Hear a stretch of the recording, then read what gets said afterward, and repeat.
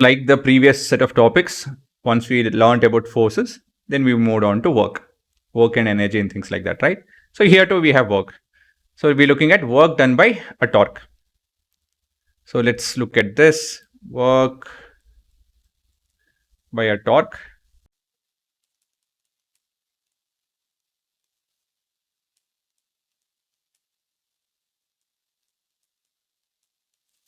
So what we have is an object, and we have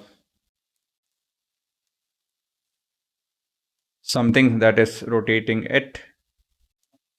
Okay, a force which is always perpendicular or actually any direction.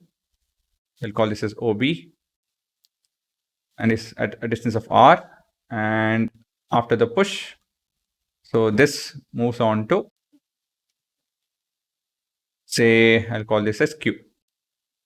And even now it is perpendicular. Actually, need not. So this is the direction of rotation. So let's consider an object under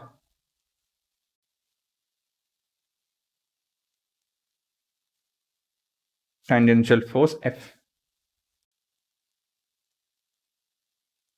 rotating along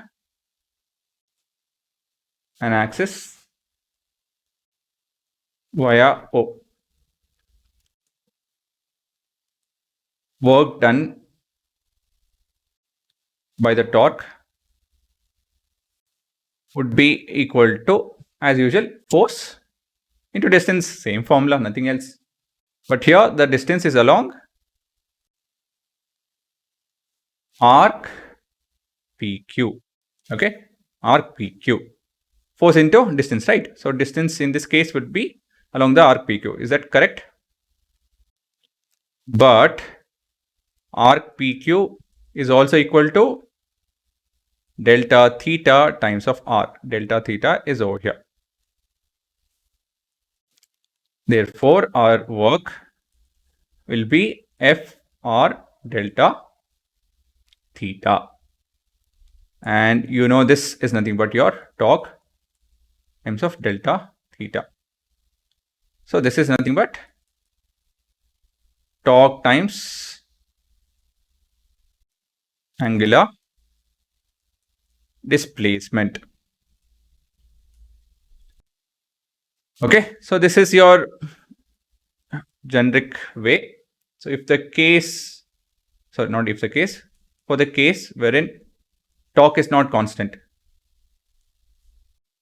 when, of course, when you do numericals, you will get to see this is not constant. How do you find the work? Integration, as simple as that. Same thing again and again, we just go back and forth. That's it. Right? That formula will change to integration. Right? So let's look at the theory written over there. So we have work related to angular displacement. So that's work done by a torque. So we have to deal with turning force and angular displacement. Mathematically, work done by a torque is equal to cross product of the radius vector and their applied force multiplied by the angular displacement. So here there is a cross product. I have not written all of that. So basically this is a cross product. Okay. So here I have taken a simple case of it being perpendicular and stuff.